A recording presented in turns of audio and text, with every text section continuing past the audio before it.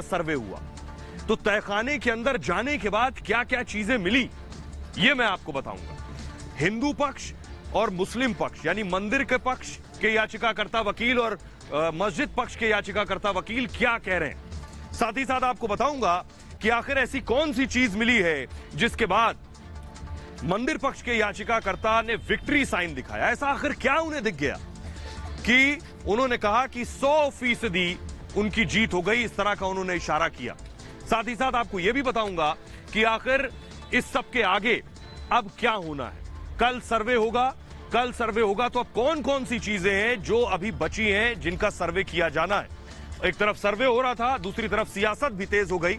असदुद्दीन ओवैसी ने आकर बड़ा हमला किया। उन्होंने कहा कि वो अयोध्या खो चुके हैं लेकिन ज्ञानव्यापी नहीं छिनने देंगे। इस पर देश के अलग अलग जगहों से रिएक्शन आए हैं। उस ओवैसी पर पलटवार भी आए सियासी, वो भी आपको दिखाएंगे। लेकिन साथ ही साथ आपको बताएंगे कि आखिर ज्ञानव्यापी मसले में सर्वे होने के बाद आगे क्या होने वाला है। इस बड़ी खबर के अलावा अगली बड़ी खबर देश की राजधानी दिल्ली से है, क्योंकि मुंडका में जो हुआ वो दिल दहला देने वाला है। 30 लोगों की जलकर मौत हो गई। सवाल यह है आखिर कैसे इन 30 लोगों की मौत हुई। मौत के बाद अब हालत यह है कि लोगों के शवों को पहचानना मुश्किल है। तो आखिर इन शवों की पहचान होगी कैसे? जो अपनों को खोज रहे हैं उन तक उनके पार्थिव शरीर कैसे पहुंचेंगे ये मैं आपको बताऊंगा। कैसे डीएनए टेस्ट होगा और उसकी प्रक्रिया क्या है। साथ ही साथ आपको ये बताऊंगा, इस पर भी सियासत तेज हो गई है। अरविंद केजरीवाल एक बात कह रहे हैं, उस पर विपक्ष उन पर पलटवार कर रहा है। लेकिन सबसे बड़ी बात यह है कि न सिर्फ देश की राजधानी दिल्ली, लेकिन आप खुद जिस इमारत में रहते हैं क्या वो सुरक्षित है। इस तस्वीर के सामने आने के बाद फिर से हमें देखना पड़ेगा क्या हम जहां रहते हैं वहां हम पूरी तरह से महफूज हैं, क्या सारी चीजें, सारे संसाधन मौजूद हैं कि मुंडका जैसी स्थिति भविष्य में आगे ना हो। इसके अलावा आखिर में बात करेंगे हम एक और बड़ी खबर जो मध्य प्रदेश के गुना से आई है, जहां 3 जवानों की शहादत हो गई। एनकाउंटर में 3 जवानों की शहादत हुई है। आपको बताऊं, दरअसल इस मामले में हुआ यह कि कुछ लोग हिरण का शिकार करके लौट रहे थे। पुलिस ने रोकने की कोशिश की तो उन्होंने मुठभेड़ हुई और उसमें 3 पुलिस वाले शहीद हो गए। लेकिन कैसे मध्य प्रदेश सरकार ने इस शहादत का बदला लिया है वो तस्वीरें आपको दिखाऊंगा। जिन लोगों ने पुलिस के साथ एनकाउंटर में उनके ऊपर गोली चलाई, गोली चलाने वाले लोगों के घरों पर मध्य प्रदेश सरकार ने कैसे बुलडोजर चलाया ये मैं आपको दिखाऊंगा। तो शुरुआत करते हैं ये भारत की बात है कि सबसे पहली और आज की सबसे बड़ी खबर से। तो ये सबसे पहले बात करते हैं आज की सबसे बड़ी खबर के साथ। आज सबकी निगाहें थी ज्ञानव्यापी के सर्वे पर। तो ज्ञानव्यापी के सर्वे जरूर हो गया, लेकिन जहन में सवाल यह है कि आखिर मिला क्या। क्योंकि अभी बोलने से कोई भी बच रहा है, लेकिन मैं आपको बताऊंगा सूत्रों से जो जानकारी मिल रही है उसके जरिए क्या मिला। सुबह सुबह सर्वे की टीम ज्ञानव्यापी पहुंची। फिलहाल उस दौरान परिसर को पूरी तरह से छावनी में तब्दील कर दिया गया था। बैरिकेडिंग लगा दी गई थी। 4 अलग अलग जगह बैरिकेडिंग थी। लोगों को आगे नहीं जाने दिया जा रहा था। मीडिया को भी लगभग 400 से 500 मीटर दूर रोक दिया गया। लेकिन आपको बताने जा रहा हूं अब कि सर्वे में हुआ क्या, सर्वे कैसे हुआ और कहां कहां का सर्वे हुआ। दिखाता हूं आपको ग्राफिक्स के जरिए। और आइए सबसे पहले आपको बताते हैं कि ज्ञानव्यापी में आज सर्वे हुआ कैसे। तो आपके सामने ग्राफिक्स आ गए। आज दिन भर क्या चला ये मैं आपको बताने जा रहा हूं। सुबह 8 बजे सबसे पहले सर्वे की टीम ज्ञानव्यापी पहुंची। इसके बाद इस टीम में 27 से 28 लोग मौजूद थे। जी हां, वादी प्रतिवादी, एक पक्ष दूसरा पक्ष और एडवोकेट, कमिश्नर, ये सब मिलाकर 27-28 लोग थे। इसके अलावा कोर्ट कमिश्नर की निगरानी में ये सर्वे किया गया। एक वीडियोग्राफर वहां मौजूद था, 2 फोटोग्राफर टीम में मौजूद थे। इतने लोग गए ज्ञानव्यापी के अंदर। इसके अलावा पूरी टीम जो पहुंची थी उसका जो मोबाइल है, मोबाइल फोन फिलहाल उस वक्त बाहर रखवा लिया गया सभी से। किसी को मोबाइल ले जाने की इजाजत नहीं दी गई। 500 मीटर तक सबकी एंट्री बैन थी। कोई भी उस दायरे तक नहीं पहुंच सकता था। बाकायदा 4 लेवल बैरिकेडिंग लगाई गई थी। इसके अलावा 1 किलोमीटर के दायरे में पुलिस तैनात थी। गलियों में भी ज्ञानव्यापी के आसपास जो काशी विश्वनाथ को जोड़ती हुई गलियां हैं वहां भी पुलिस तैनात थी। साथ ही साथ ज्ञानव्यापी में तहखाने का भी सर्वे हुआ और तहखाने से ही सर्वे की शुरुआत हुई। साथ ही साथ जो खंबे थे, जो पिलर्स थे, उनकी भी फोटोग्राफी की गई। पिलर्स पे भी बहुत से चिन्ह, बहुत सी आकृति ऐसी थी जिसकी वीडियोग्राफी की गई। साथ ही साथ करीब 4 घंटे तक, 8 बजे से 12 बजे तक ये सर्वे चलता रहा। 50% सर्वे का काम पूरा हो गया है, ये बताया जा रहा है, और कल भी सर्वे होगा और संभव है, माना जा रहा है, कल सर्वे का काम पूरा हो सकता है। दोनों पक्ष सर्वे को लेकर संतुष्ट नजर आए। तो ये आपने देखा कि सर्वे आखिर हुआ कैसे। अब आप पहली बार सुनिए उस पूरी टीम को, जो पूरी टीम सर्वे करने पहुंची थी, उस पूरी टीम से मैंने बात करने की कोशिश की। सर्वे करने के बाद लोगों ने, एडवोकेट ने क्या कहा है, वो जरा सुनिए। न्याय के पक्ष और विपक्ष सभी लोग मिलकर के हर्षित वातावरण में यह सर्वे पूरा हुआ। बस इतना, बस जो हमें और आप संतुष्ट है सर्वे से? सोनलाल जी, आप सबसे ज्यादा बुलंद आवाज में बोल रहे थे टीवी पर। अब तक अब कुछ नहीं बोलेंगे। नहीं बस यही है, हमें कुछ मत कहिए। कंडेम ऑफ कोर्ट से बचा लीजिए हमें जो है। सर्वे की कार्रवाई बिना बाधा के 8 बजे से प्रारंभ होकर के 12 बजे तक संपन्न हुई है। इसमें हमारे विपक्षी और वादी भरपूर सहयोग किए हैं, शासन प्रशासन भी भरपूर सहयोग की है। 4 घंटे सर्वे की कार्रवाई में 1 सेकंड भी बाधा उत्पन्न नहीं हुआ। ये कैसे तय हुआ कि कहां से शुरू करनी है? उप कमिश्नर महोदय ने जहां से कहा कि यहां करना है, प्रशासन ने भी जो पहले अड़ंगा लगाया था उसमें भरपूर सहयोग किया, और माननीय न्यायालय का जो आदेश था उसमें हर पक्ष ने भरपूर सहयोग किया। पूरे 4 घंटे तक रिकॉर्डिंग चलती है? जी, रिकॉर्डिंग, ये सारी चीजें जो है कमिश्नर साहब ने जहां जहां कहा वो सारी चीजें वहां होती रही। तो कुछ अड़चन भी आई? किसी ने कोई अड़ंगा नहीं, न्यायालय के आदेश में स्पष्ट वर्णन था कि वादीगण और प्रतिवादीगण जहां जहां चिन्हांकित करें या ध्यानाकर्षण करें, कमिश्नर महोदय उसको जो है वो करें। सर्वे हुआ है एकदम, कहीं कोई बाधा नहीं, सारे पक्षों ने सहयोग किया है। कहीं समय वही 8 से 12। वकील साहब, चाबी मिल गई तहखाने? बिल्कुल, चाबी मिल गई। चाबी किसी तरह का कोई रजिस्टर देखने के लिए मिला? कोई विरोध? बहुत सारे साक्ष्य सब न्यायालय में जाएगा। न्यायालय ही गोपनीय दस्तावेज है इसमें। मिले हैं वो आपकी उम्मीदों के हिसाब? बिल्कुल, हमने जो उम्मीद किया है सब अपने। सर्वे की कार्रवाई को हम अभी समाज के सामने, मीडिया के सामने नहीं रख सकते। बस इतना ही कहूंगा, सर्वे बहुत ही बढ़िया रहा। दोनों पक्षों ने पूर्ण सहयोग किया, प्रशासन का पूर्ण सहयोग रहा और शांतिपूर्ण तरीके से सर्वे हो गया। अच्छा, कल भी सर, आज कौन सी जगह? कल भी तहखानों में होता है? कल भी सर्वे रहेगा सर, तहखानों में हुआ? देखिए, मैंने कहा ना, सर्वे बहुत ही शांतिपूर्ण तरीके से, दोनों पक्षों की सहमति से, प्रशासन के सहयोग से बहुत ही निष्पक्ष रूप से करवाया गया है, और सर्वे की रिपोर्ट भी सबके सामने आएगी। देखिए, कुछ ताले खोले गए, कुछ ताले तोड़ने पड़े, दोनों ही चीजें थी। देखिए, मेरे समझ से अब तक जितना सर्वे हुआ है 50% से ऊपर हो चुका है, लगभग प्लस माइनस हो सकता है, हो चुका है। और जो बाकी है हम लोग कोशिश करेंगे कल ही पूरा हो जाए।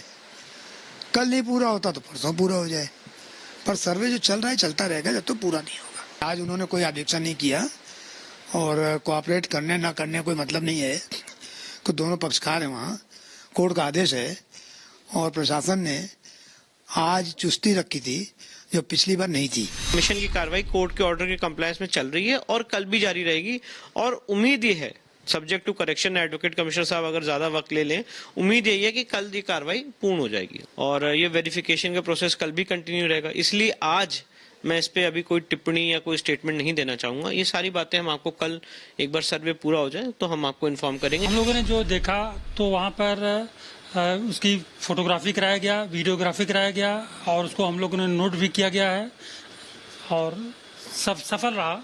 जो भी पूरा सर्वे 4 घंटे पूरा चला, पूरा सफल रहा। कोई किसी प्रकार का अवरोध उत्पन्न उसमें नहीं हुआ। तो ज्ञानव्यापी का चप्पे चप्पे का सर्वे हो गया है। आज का सर्वे संपन्न हो गया 12 बजे।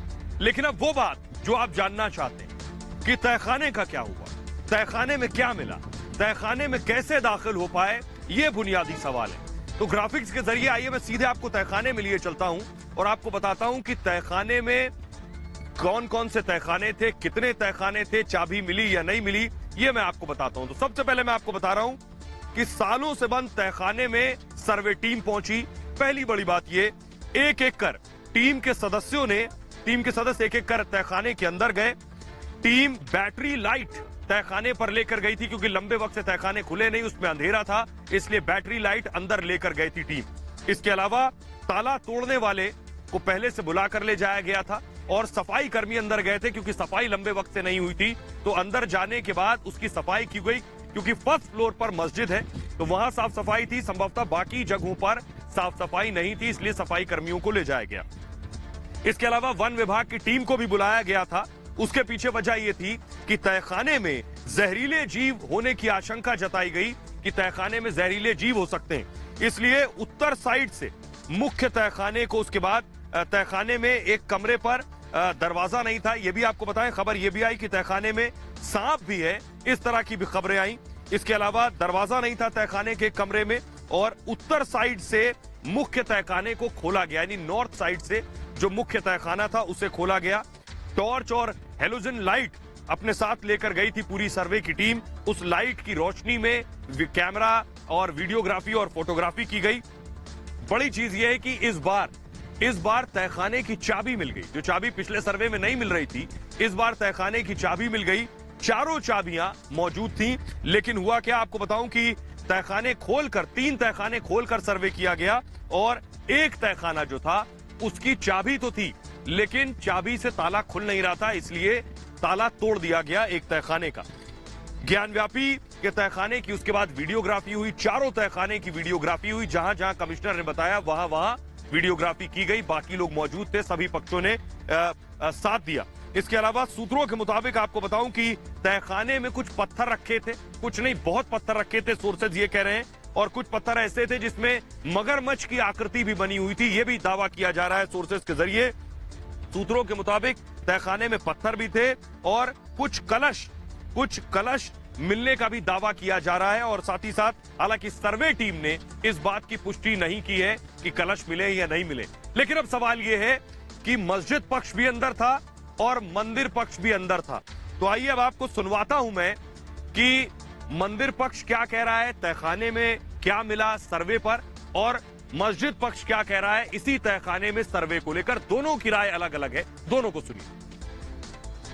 पश्चिमी दीवार है, उस पर क्या अभी भी घंटी है? नहीं, घंटी वगैरह तो कुछ नहीं दिखाई दी। हम वीडियोग्राफी हुई है, पश्चिमी दीवार की वीडियोग्राफी हुई है। पीछे से भी आगे से भी? हाँ, सब दोनों। तो जो घंटी हम टेलीविजन पर देख रहे हैं वो घंटी नहीं है वहाँ पर? नहीं, घंटी नहीं है। अब वो घंटी की तरह लग रहा है, क्या है वो कमिश्नर साहब का जो रिक्शा। आप लोग उसे घंटी नहीं मानते हैं? बिल्कुल नहीं। आपके हिसाब से क्या है? नहीं, हमारे हिसाब से असल में वो पत्थर जो बिकते थे वो एक ब्रांड के हिसाब से बिकते थे, जिसने जो पत्थर बेच रहा होगा उसका ब्रांड है, वो ब्रांड है। और बाकी जो आकृति जो बनी आर्किटेक्ट है, पिलर्स का और बाकी चीजें। देखिए, मैंने कहा उस जमाने में जो पत्थर बिकते थे, जो जिसके आराध्य देव होते थे, वो अपना उसका ब्रांड उकेर के बेचता था। आज के जमाने में ईंटे पर राम और प्रताप सब लिखे होते हैं, उसी तरह उस जमाने में जो पत्थर बिकते थे वो। लेकिन इस बात पर क्या कहेंगे, ये जो बार बार दलील सामने आ रही कि नंदी का रुख शिवलिंग की तरफ होता है, इसमें भी नंदी का रुख उसी तरफ? हाँ, नंदी का रुख तो इधर है, लेकिन अब खाली रुख होने के आधार पर कह देना कि साहब उधर मंदिर था, ये पश्चिमी दीवार की जो तस्वीरें देखी हमने वो वैसे ही है देखने? बिल्कुल वैसा ही है, और ये सब सारी चीजें न्यायालय में, इसलिए आप लोगों के सामने न्यायालय ही दे सकता है सारे साक्ष्य। हम लोगों ने किया, कुल मिला के सकारात्मक सर्वे कमीशन चल रहा है, कहीं किसी प्रकार का व्यवधान इसमें नहीं चल रहा है। सर, आप भी सालों बाद ज्ञानकूप में गए होंगे? बिल्कुल, ज्ञानकूप नहीं है, ज्ञानकूप तो मान ली दूसरी तरफ है। ये जो बैरिकेटिंग के अंदर हम लोग तो लग रहा है कई साल बाद जो आज हम लोग प्रवेश किए हैं। साल बाद गया जा? कई साल लगभग चल रहा है, 30-35 साल। पहले गए थे तब आपने क्या देखा? 90 के पहले हमने देखा था, कोई रोक टोक नहीं, कोई बैरिकेटिंग नहीं, जिसको जहां मन में आ रहा है वो जा रहा है। लेकिन अब वो परिस्थितियां नहीं है, मामला विवादित है। जब आप गए थे 30 साल पहले तो वहाँ क्या देखा था? अब जो था आज भी लगभग उसी तरह, बहुत सी चीजें इधर उधर थोड़ा सा समय काल के साथ बदलती रहती हैं, कुछ बदलाव है ही, ठीक है। उसमें लग रहा है कोई कुछ चीजें जानबूझकर जिन्हें नष्ट। अब ये सब कहा नहीं है, ये सब मामला न्यायालय का, इस पे बहुत ज्यादा जो है कुछ कहा नहीं जा सकता है। जो दावे किए जा रहे हैं, जो तस्वीरें दिखाई गई तहखाने में ये है, वो तस्वीरें वैसी चीजें दिखी? कुछ नहीं, वहाँ कुछ नहीं है। सो कॉल्ड कहा जाता है, पत्थर है, उस पर कोई कह दे कि ये चीज समझ में आ रही है, तो उनका समझ है, हमारा समझ से कुछ नहीं है। और वो जो घंटी बनी हुई पश्चिमी दीवार पर, तो अब घंटी तो सामने दिखाई पर जो है उसको हम क्या कर सकते हैं, जो बना हुआ ये दावा किया गया उस वक्त तहखाने में शिवलिंग है, तहखाने में हनुमान जी कुछ नहीं तो तहखाने में न तो शिवलिंग मिली, न हनुमान, न कोई मूर्ति, कुछ नहीं। सोहन लाल जी वो बताते रहे कि ऊपर जो वजू खाना है उससे पानी नीचे जाता है और पानी रिस रहा है, उससे पानी रिस रहा है, तो पानी रिसना तो उससे क्या हुआ भाई, मरम्मत नहीं, पानी रिसेगा ही, मरम्मत नहीं होगा तो। आपका तर्क है कि तहखाने में कुछ नहीं मिला, लेकिन उनका तर्क है कि तहखाने में के कहने से या मेरे कहने से कुछ नहीं होगा, जो वीडियोग्राफी होगा वही आएगी सामने, वो देखेगा, वो कोर्ट देखेगी, सब देखेगा उसको। श्रृंगार गौरी का भी हो गया सर्वे? हाँ तो पहले 6 तारीख को ही हो गया था। 6 तारीख को भी हो गया तो तहखाने में सारी चीजें नहीं मिली? नहीं, कुछ नहीं। अभी कल भी होगा सर्वे? हाँ। सर ये भी कहना है कि दूसरे पक्ष का कि तहखाने में ऐसा कुछ नहीं मिला जैसा बताया जा रहा था। अब उनका क्या कहना है क्या नहीं मैं नहीं जानता, अभी तो मैं कुछ बता ही नहीं सकता इसके बारे में, पर ये जरूर कह सकता हूँ कल्पना से बहुत परे। उनका कहना है तहखाने में कुछ नहीं मिला, जो तस्वीरें दिखाई गई उस हिसाब से प्रतीक्षा कीजिए, प्रतीक्षा कीजिए, तहखाने में कुछ नहीं। देखिए मैं इतना ही कहूँगा, अभी कल भी कमीशन की कार्रवाई होनी है, वो भी होने दीजिए, रिपोर्ट को कोर्ट में सबमिट करने दीजिए, उसके बाद जो तथ्य सामने आएंगे आप लोग खुद देखेंगे। तो अब आइए अब आपको बताता हूं, आपने सुन लिया तहखाने में क्या मिला क्या नहीं मिला, दोनों ही पक्ष के अपने अपने दावे हैं, लेकिन बड़ी चीज ये है कि आखिर सर्वे शुरू क्यों हुआ। सर्वे शुरू होने के पीछे बड़ी वजह थी श्रृंगार गौरी। श्रृंगार गौरी की साल में एक बार पूजा की इजाजत थी, दरअसल अब हर रोज पूजा की इजाजत मांगी गई थी श्रृंगार गौरी की। उन 5 याचिकाकर्ताओं की तस्वीर मैं आपको दिखाता हूं, जो 5 याचिकाकर्ताओं ने श्रृंगार गौरी की पूजा की इजाजत मांगी थी। ये बात मैं इसलिए कह रहा हूं क्योंकि आज जब सर्वे हुआ तो ये याचिकाकर्ता महिलाएं भी उस सर्वे टीम का हिस्सा थी। ये महिलाएं भी उस सर्वे टीम के साथ अंदर गईं, इन्होंने श्रृंगार गौरी भी देखा, इन्होंने बाकी जगह जो सर्वे हुआ वो भी देखा, क्योंकि इन्हीं की याचिका पर अब पूरे ज्ञानव्यापी का सर्वे हो रहा है। तो मैंने खुद इन याचिकाकर्ता महिलाओं से बात की, सुनिए जरा वो क्या कह रही हैं, क्या वो संतुष्ट हैं जिस तरह से सर्वे चल रहा है, उन्हें सुनिए जरा। मैम ये मुस्लिम पक्ष कह रहा है कि तहखाने में कुछ नहीं मिला। उनको कहने दीजिए, 2 दिन बाद आपके सामने आ जाएगी।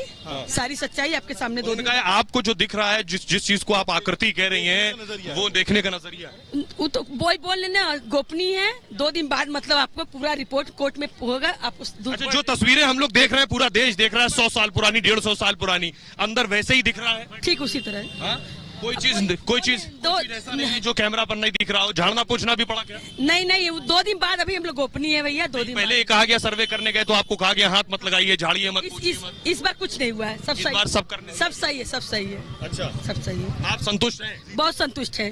आप संतुष्ट हैं? बिल्कुल संतुष्ट है। श्रृंगार गौरी का सर्वे हो गया। कितनी देर तक चला है अंदर? आपकी याचिका श्रृंगार गौरी पर थी? जी। बच्चों को बताएं, श्रृंगार गौरी की याचिका लगाई थी, श्रृंगार गौरी का सर्वे हो गया। हो रहा, शांतिपूर्वक करने दीजिए। आप उससे संतुष्ट हैं? बिल्कुल संतुष्ट। और ये बताइए कि जो है अब आज किस चीज का सर्वे हुआ? आज सब कुछ हो रहा है, धीरे-धीरे करने दीजिए। सर्वे अपनी तरफ से हो रहा है, कमीशन कर रही है।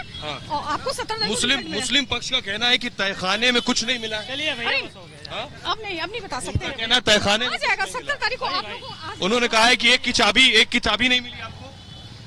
मैं संतुष्ट हूँ, अभी आगे का बचा हुआ है। आगे ऐसा मुस्लिम पक्ष ये कह रहा है कि अंदर ऐसा कुछ नहीं है। जो तस्वीरें देश ने देखी हैं, 100 साल पुरानी, 150 साल पुरानी, वैसा दिखता है। अब आगे न्यायालय में पेश किया जाएगा तो आप लोग को पता चल जाएगा। सर्वे हुआ है अच्छे से। जी मैं संतुष्ट हूँ।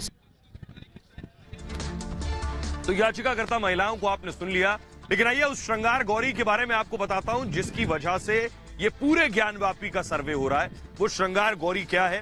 श्रृंगार गौरी को लेकर पिछले साल आपको बताऊं याचिका दायर की गई थी। इन 5 महिलाओं ने याचिका दायर की थी। 5 महिलाओं ने रोज पूजा करने की इजाजत मांगी थी। 18 अगस्त 2021 को यह याचिका दायर की गई थी।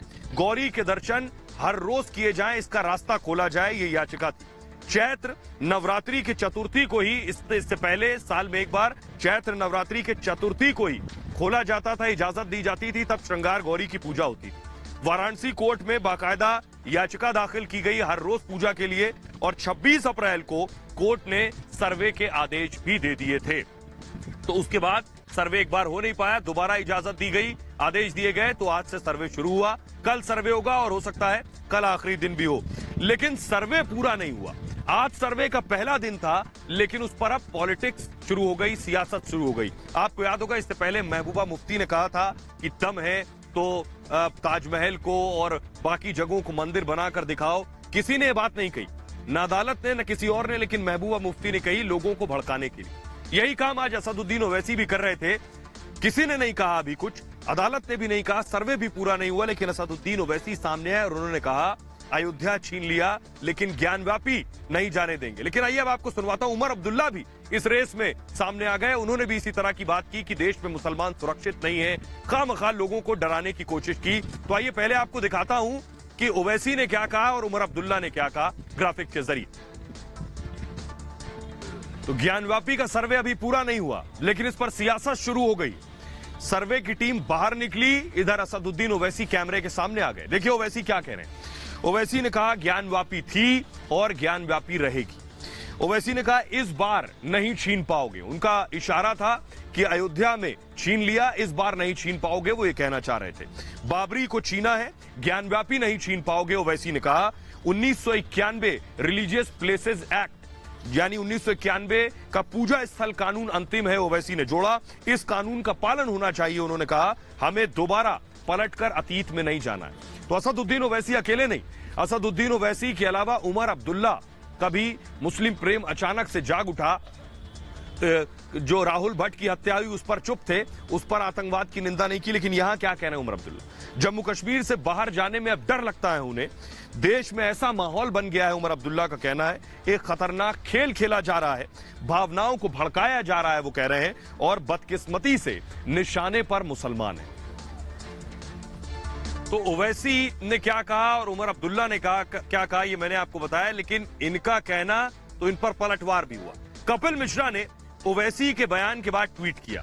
कपिल मिश्रा ने लिखा ट्वीट करके ग्राफिक्स के जरिए कि मस्जिद होगी तो नहीं खोगे, क्योंकि ओवैसी ने कहा अयोध्या खो चुके हैं लेकिन ज्ञानव्यापी नहीं खोएंगे। तो कपिल मिश्रा ने लिखा मस्जिद होगी तो नहीं खोगे, मंदिर हुआ तो रखने की जिद मत करना।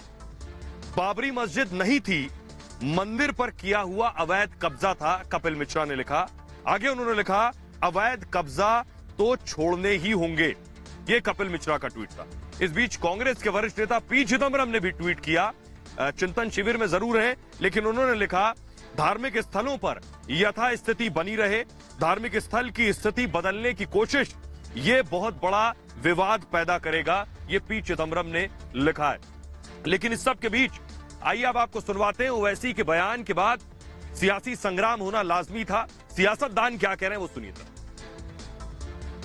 जब 1991 का जो कानून बनाया गया उसमें कहा गया कि मस्जिद हो, मंदिर हो, गिरजाघर हो, कोई भी हो, जो 15 अगस्त 47 को जो थी वो रहेगी, ना उसका नेचर और कैरेक्टर बदला जाएगा। और इसी बात को कानून को सुप्रीम कोर्ट ने बाबरी मस्जिद, राम मंदिर के टाइटल सूट में कहा कि ये कानून सेक्युलरिज्म और बेसिक स्ट्रक्चर का हिस्सा है। तो किस बुनियाद पर आप सर्वे करा रहे हैं भाई? इसीलिए हम कह रहे हैं कि हम उस कोर्ट के फैसले को, उससे हमारा इख्तलाफ है, उस कोर्ट के फैसले से हमारा। और अब सुप्रीम कोर्ट में मामला गया है, अब देखते सुप्रीम कोर्ट इस पर क्या फैसला लेता है। डर लगता है आज जम्मू कश्मीर से बाहर जाने में। एक ऐसा माहौल बना हुआ है मुल्क में जहां सबसे पहले निशाना बदकिस्मती से मुसलमान। एक बहुत ही खतरनाक खेल खेला जा रहा है, लोगों के जज्बात को जो है उछाला जा रहा है, हर चीज पे हमला। जिस हिंदुस्तान में ये कहा जाता था कि हर मजहब को बराबर के नजरिए से देखा जाएगा, किसी मजहब में फर्क नहीं होगा, उस हिंदुस्तान को तहस नहस किया जा रहा है। जो भय को अपनी पॉलिटिक्स मानते, भय पैदा करने को अपनी पॉलिटिक्स मानते हो और भ्रम पैदा करने को अपना पेशा मानते हो, तो इस तरह के पॉलिटिकल पिटे हुए पॉलिटिकल प्राणियों की इस तरह के आप बयान देखेंगे, भाषण देखेंगे। लेकिन ये देश न कभी समाज कभी टूटा है न बिखरा है। समाज के सभी लोग एकजुटता के साथ देश के निर्माण के हिस्सेदार, भागीदार बन रहे हैं। असदुद्दीन ओवैसी अब भड़काना बंद करे। वो लगातार लोगों को भड़का करके सांप्रदायिक सद्भाव बिगाड़ने की भरसक कोशिश कर रहे हैं। अपने आप को बैरिस्टर कहने वाले असदुद्दीन ओवैसी को देश की अदालतों पर भरोसा करना चाहिए। देश की अदालत का जो भी निर्णय होगा वो सबको सर्वमान्य होगा, लेकिन जानबूझ करके बार बार बाबरी पर सवाल खड़े करके वो सुप्रीम कोर्ट के निर्णय को भी चैलेंज करने का काम करते हैं। क्या उनका सुप्रीम कोर्ट पर भरोसा नहीं है? इन विषयों पे ओवैसी जैसे जहरीले बयान देने वाले लोगों के झांसे में नहीं आना है। ये देश हमारा है जी, हिंदू, मुस्लिम, सिख, ईसाई, बौद्ध, जैन जो हमारे देश के वासी हैं। जब न्यायालय का विरोध करने के लिए कुछ लोग खड़े हो गए तो उसी दिन पता चल गया कि जो लोग आरोप लगा रहे हैं कि ये मंदिर है, तो उनकी बात ज्यादा प्रामाणिकता से दिखने लगती है। उस जगह का नेचर नहीं बदल रहा सर, वहाँ की जानकारियां प्राप्त कर रहे हैं कि उस मस्जिद के अंदर जहाँ पर कुछ चिन्ह है जिसकी तरफ नंदी का मुख है उसमें क्या है, वहाँ कौन सी मूर्तियां, वहाँ नीचे जो तहखाने हैं उनमें क्या है दबा हुआ, वो जानकारी है देश के आगे। परंतु ओवैसी साहब को तो राजनीति करनी है, एक हरे रंग का चश्मा पहन रखा है, उसकी राजनीति करनी है। पूजा स्थल अधिनियम 1991 उन मस्जिदों के लिए लागू नहीं होता है जो किसी मंदिर को तोड़ के बनाई गई हैं, किसी की जमीन कब्जा करके बनाई गई हैं या किसी का घर तोड़ के बनाई गई हैं। पूजा स्थल अधिनियम 1991 लागू ही नहीं होता है। और इस तरह से अवैध मस्जिदों के लिए जो लड़ रहे हैं वो मुसलमान नहीं बल्कि नफरत फैलाने वाले आतंकवादी हैं। अब आखिरी में सवाल यह है कि माना जा रहा है कल सर्वे का आखिरी दिन होगा, तो कल सर्वे में क्या क्या होने वाला है, कौन कौन पहुंचेगा, ये मैं आपको बताने जा रहा हूं। कल ज्ञानव्यापी का सर्वे होगा, आखिरी दिन होगा। कल सुबह 8 बजे, आज की तरह 8 बजे फिर सर्वे शुरू हो जाएगा। कल भी लगभग 27-28 लोग, जितने लोग आज मौजूद थे सभी लोग कल भी सर्वे करने के लिए पहुंचेंगे। और तहखाने, कल आपको बताऊं सर्वे होगा कहां का, तहखाने के ऊपर मस्जिद है तो मस्जिद का सर्वे होगा, संभव है गुंबदों का भी सर्वे हो। ऊपर के कमरों तक भी टीम जाएगी, कोई जगह छूटेगी नहीं, ऊपर के कमरों तक टीम जाएगी। वीडियोग्राफी और फोटोग्राफी वहां की भी होगी। नमाज वाली जगह का भी सर्वे किया जाएगा और मस्जिद के पीछे मंदिर वाली जगह का भी सर्वे होगा। आपको बताऊं दीवारों की भी वीडियोग्राफी होगी, जो दीवारें रह गई हैं, छूट गई हैं। साथ ही साथ 17 मई को कोर्ट में रिपोर्ट सौंपी जानी है। तो कल क्या होगा सर्वे में मैंने आपको बताया, लेकिन इस सर्वे पर सिर्फ काशी वाराणसी नहीं, न सिर्फ उत्तर प्रदेश बल्कि पूरे देश की नजर है। तो सर्वे वाराणसी में हो रहा है, लेकिन लोग क्या कह रहे हैं अलग अलग जगहों का, शहरों से, उनको सुनिए। सर्वे में परस्पर दिख रहा है कि वहां पे मूर्तियां निकल रही हैं और हिंदुओं का पूरा श्रेष्ठ और ज्येष्ठ मन और दिल वहां पे निकल रहा है, तो फिर स्वाभाविक है कि वहां पे मंदिर है और सर्वे हमारा पूर्ण है और जैसा कि सुप्रीम कोर्ट के नियम का होगा उसका पालन कराया जाएगा। मस्जिद, पहले बात तो मस्जिद है ही नहीं, उसका नाम संस्कृत में अगर ज्ञानवापी है तो उसका मस्जिद का कोई मतलब ही नहीं है, कोई मूल्य नहीं है। ये सब अनर्गल बातें हैं। और जो नंदी जी का मुंह है वो भी उस मस्जिद की तरफ है, आप उसको गौर से देखेंगे तो हमेशा शिवलिंग की तरफ ही नंदी का मुंह होता है। तो सर्वे होगा, हमें पूरा पूर्ण विश्वास है कि हमारा हिंदू पक्ष ही विजयी होगा। हिंदुस्तान के इतिहास में जो आताताइयों ने अभी तक हम लोगों के साथ, संस्कृति के साथ जो खिलवाड़ किया, तो उस पर कहीं ना कहीं जब इन सरकारों ने भी, जो पिछली सरकारें रही, उन पर भी कभी कोई ध्यान दिया नहीं गया। तो अब कम से कम हमारा तो ये कहना है अपने मुस्लिम भाइयों से भी कि जो सच्चाई है उसको स्वीकार करें। ज्ञानवापी मस्जिद की तो मेरा स्पष्ट मानना है कि हमारी जीत होगी और हम जीतेंगे, क्योंकि इस प्रकार का जो सर्वे सरकार के माध्यम से या न्यायपालिका के माध्यम से जो है ये प्रारंभ किया गया है, ये बहुत ही अच्छा निर्णय है। और कम से कम, और आइए खबरों में आगे बढ़ते हैं। अगली बड़ी खबर देश की राजधानी दिल्ली से, दिल दहला देने वाली खबर। मुंडका में जो मौत का तांडव हुआ वो पूरे देश ने देखा और जिसने भी तस्वीरें देखी उसकी रूह कांप गई। इतनी भयावह आग थी दिल्ली के मुंडका में जिस वक्त आग लगी 4 मंजिला इमारत में। ये तस्वीरें देखकर लोग समझ नहीं पा रहे थे एकाएक हुआ क्या। आग का गुबार, धुएं की लपटें ऊंची ऊंची उठते हुए और लोग परेशान, बिल्डिंग में फंसे हुए, सैकड़ों लोग फंसे थे बिल्डिंग में। बड़ी बात यह है कि रात का वक्त हो रहा था, इसलिए लोगों के लिए बड़ी मुश्किल थी कि कैसे निकले। पहली चीज ये, दिल्ली के मुंडका में भीषण आग लगी थी। तस्वीरें मैं आपको दिखाऊं, दूसरी तस्वीर अगर मैं आपको दिखाऊं कि कैसे वहां रेस्क्यू की टीम पहुंची, क्रेन से लोगों को निकालने के लिए पहुंची, फायर फाइटर्स पहुंचे, दर्जनों फायर फाइटर्स पहुंचे, खिड़कियों से लोगों को निकालने की कोशिश की गई क्योंकि लोगों के पास दूसरा कोई विकल्प नहीं था।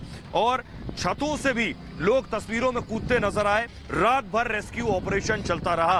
और इतना ही नहीं, अगली तस्वीर और ज्यादा डरा देने वाली, आपको विचलित कर सकती है। मैं आपको बताऊं,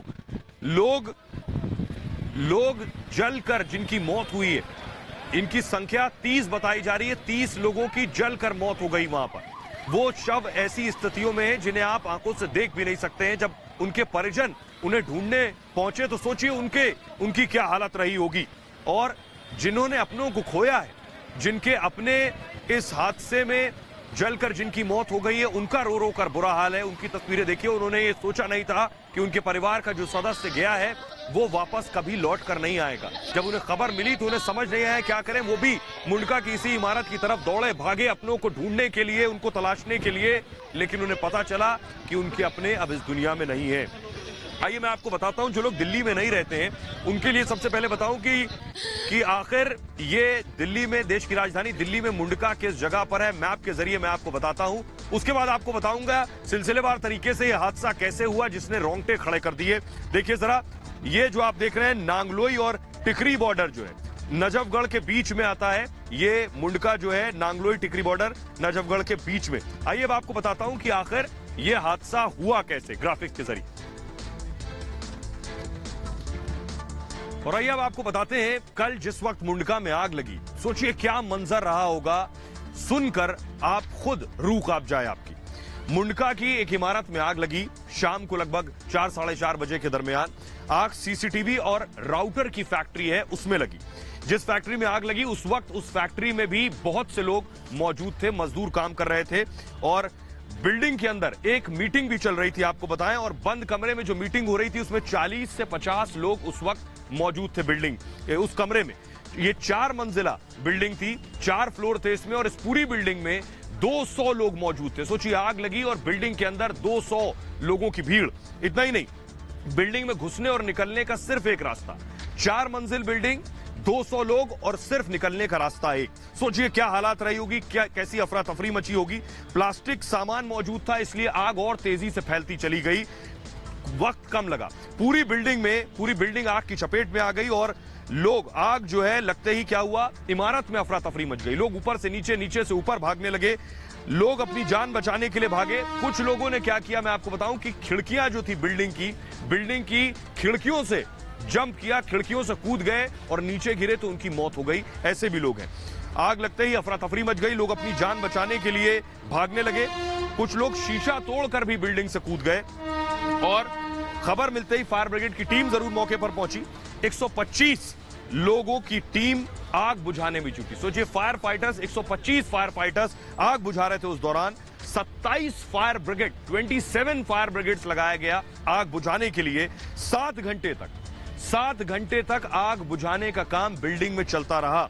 और धुएं के कारण सर्च ऑपरेशन में देरी हुई क्योंकि रात हो रही थी, धुआं भर गया था पूरी इमारत में। कौन कहां पड़ा है, किसकी बॉडी कहां पड़ी है, यह पता नहीं चल पा रहा था। और धुएं के कारण सर्च ऑपरेशन में देरी हुई। दूसरी बिल्डिंग से इमारत में छेद किया गया और इसके बाद दूसरी बिल्डिंग से आग बुझाने का काम शुरू हुआ। जेसीबी मशीन मंगाई गई। क्रेन के सहारे जो लोग फंसे थे कुछ लोगों को वापस बाहर निकाला गया। और आग में झुलस कर आपको बताऊं 30 लोगों की मौत आग में झुलस कर हो गई है।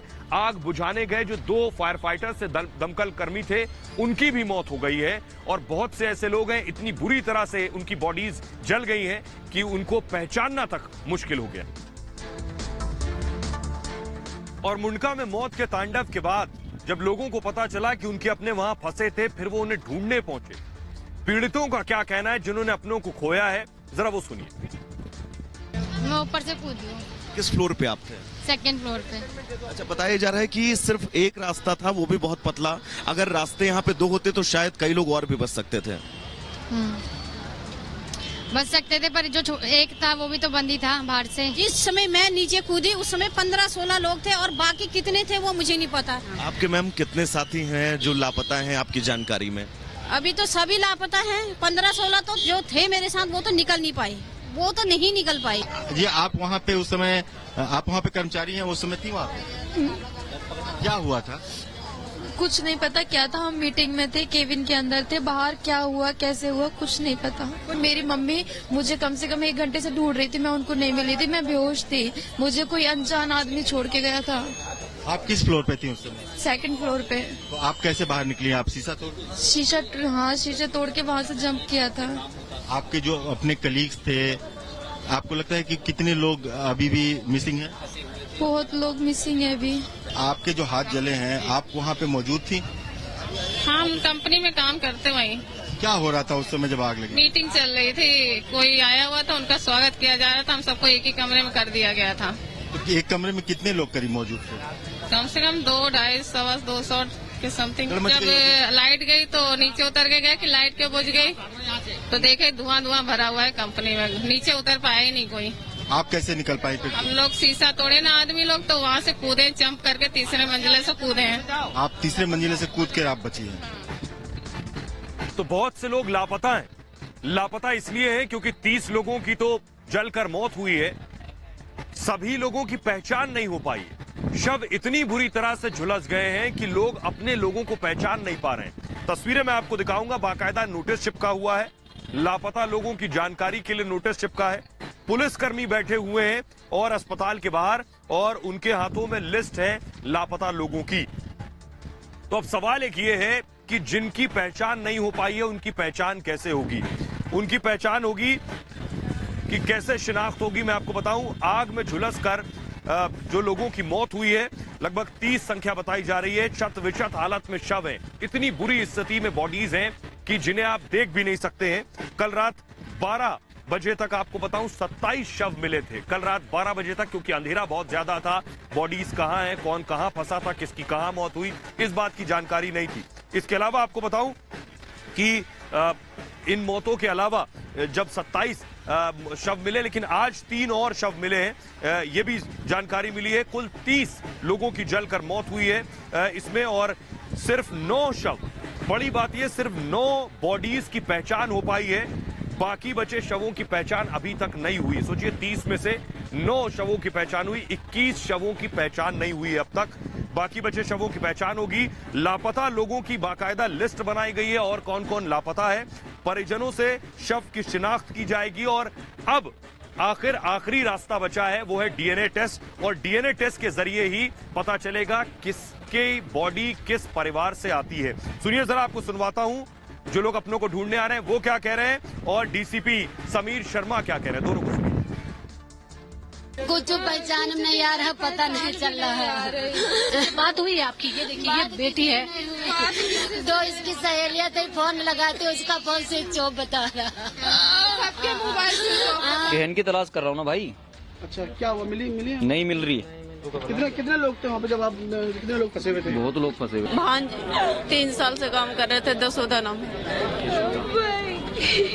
जब आग लगी उसके बाद में आपकी कोई बातचीत नहीं हुई उनसे? नहीं सर, हमसे कुछ नहीं हुआ। हमारा बच्चा नहीं मिला है। आपके बेटे हैं? हाँ जी। वहाँ काम करते थे? हाँ। कितनी उम्र है? 24 साल। मेरी बहन है, पूजा नाम है उसका। कोई सूचना नहीं मिली? नहीं। क्या कुछ पता चला? नहीं, अभी तक कुछ नहीं। क्या करते थे वहाँ पे, जॉब करते? जी। आपके भाई थे? नहीं, मेरी बहन है।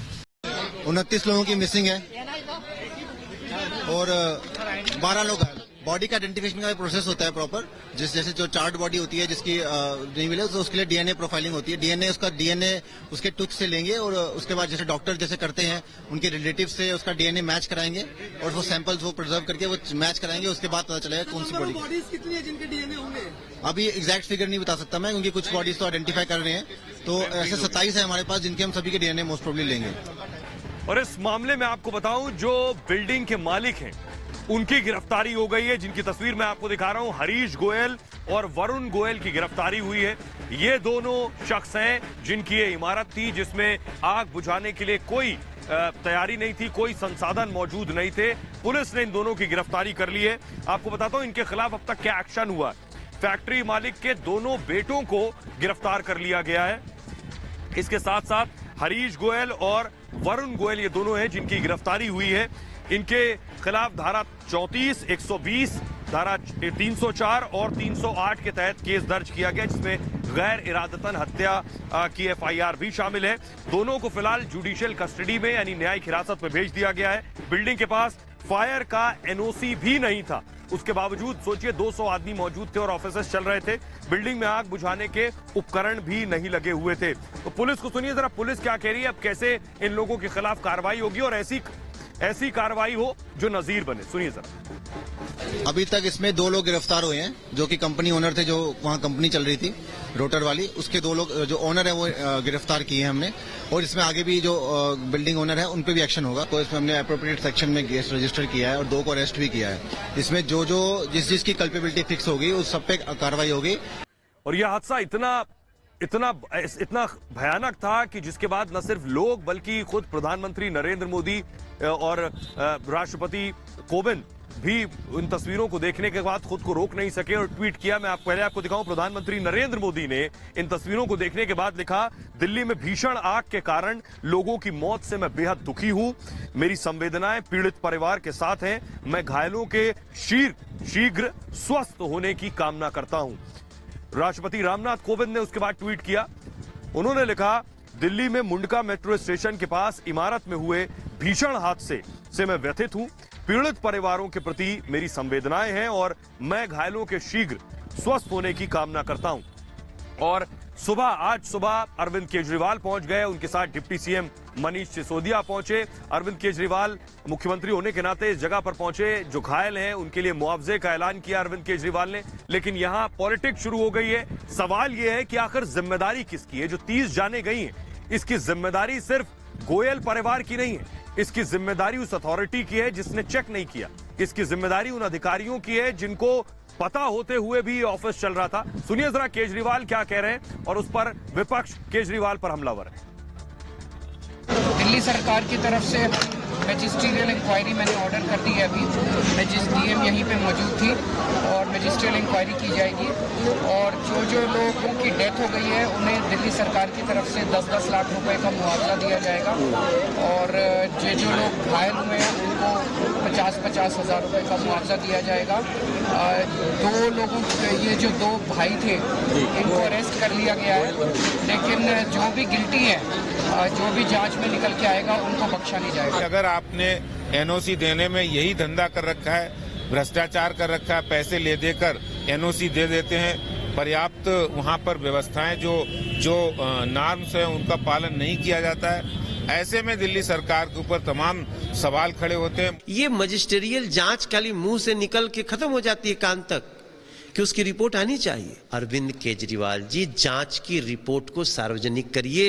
देखिए, जो मरने वाले लोग हैं उनकी संख्या बहुत ज्यादा है, संख्या को छुपाया जा रहा है, लेकिन दिल्ली का फायर ब्रिगेड जो फायर डिपार्टमेंट है वो भ्रष्टाचार में पूरी तरह लिप्त है। आइए अब मैं आपको बताता हूं, आपने सुन लिया, सियासत अपनी जगह है, लेकिन दिल्ली सबक कब सीखेगा सवाल ये, क्योंकि दिल्ली में जो ये हुआ ये पहली बार नहीं हुआ। इससे पहले आपको याद होगा उपहार सिनेमा में जो आग लगी जिसमें दर्जनों जाने गई, उसके बाद भी दिल्ली नहीं सीख सका। न सिर्फ वो बल्कि दाल मंडी में जो आग लगी उसके बाद भी देश की राजधानी दिल्ली में सबक नहीं लिया। आइए अब आपको बताता हूं ग्राफिक्स के जरिए कि आखिर दिल्ली कब इस तरह से जख्म झेल चुका है इस आग के और आखिर क्या दिक्कत है, क्या किया जा सकता है। आप भी बेशक अगर हाई राइज बिल्डिंग में रहते हैं या ऐसे ऑफिस जाते हैं जहां ये सारे इंतजाम नहीं है, तो ये ग्राफिक्स आपके लिए जरूरी है। देखिए, दिखाते हैं आपको। अब एक बुनियादी सवाल यह है कि दिल्ली में जो घटना हुई मुंडका में पहली बार नहीं हुई, इससे पहले भी इस तरह की बहुत सी नजीर हैं, उसके बाद भी दिल्ली ने सबक नहीं लिया। ग्राफिक्स के जरिए मैं आपको बताने जा रहा हूं दिल्ली में कब ऐसा हुआ, कितनी जाने गई और क्या किए जाने की जरूरत थी। दिल्ली में कई बड़े अग्निकांड हुए हैं। 2019 में आपको बताऊं अनाज मंडी में आग लगी और 43 लोगों की मौत हो गई 2019 में ही। उसके बाद करोल बाग में आग लगी और इसमें अर्पित पैलेस में आग लगी थी। अर्पित पैलेस में जलकर 17 लोगों की मौत हो गई। 2018 में भी आग लग चुकी है बवाना में, आपको बताऊं इसमें भी 17 लोगों की मौत हुई। 2011 में नंद नगरी में आग लगी थी और 14 लोगों की इसमें मौत हो गई थी। उसके बाद 1997 में सबसे बड़ा अग्निकांड जो हुआ उपहार सिनेमा अग्निकांड, आपको बताऊं भयानक आग लगी थी उसमें और इसमें कमेटियां बनी, सिफारिशें हुई और हादसे लेकिन उसके बावजूद नहीं रुके। अब सवाल यह है, हजारों इमारतों में आग बुझाने के उपकरण नहीं लगे हुए। दिल्ली में ऐसी बहुत सी इमारतें हैं। बिल्डिंग निर्माण में बाकायदा नियमों की अवहेलना होती है।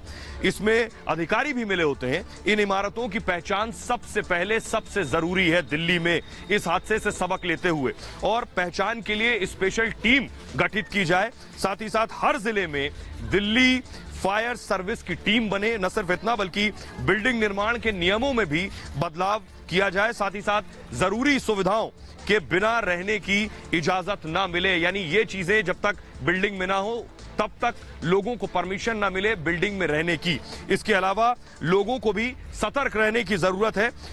18 से 20 घंटे लगातार एसी और कूलर पंखे ना चलाएं। उपकरण इस्तेमाल के बाद उसे स्विच ऑफ जरूर कर दें, और साथ ही साथ अग्निशमन यंत्र की सुविधा रखें और उसे चलाना भी सीखें। बहुत से लोगों के यहाँ फायर एक्सटिंग्विशर होता है, लेकिन उन्हें पता नहीं कि आग कैसे बुझानी है, उन्होंने कभी उसे चलाया नहीं। तो अपना बहुत ख्याल रखिए। फिलहाल ये भारत की बात है में इतना ही। कल सुबह ज्ञानव्यापी सर्वे पर सबसे बड़ी कवरेज। नमस्कार।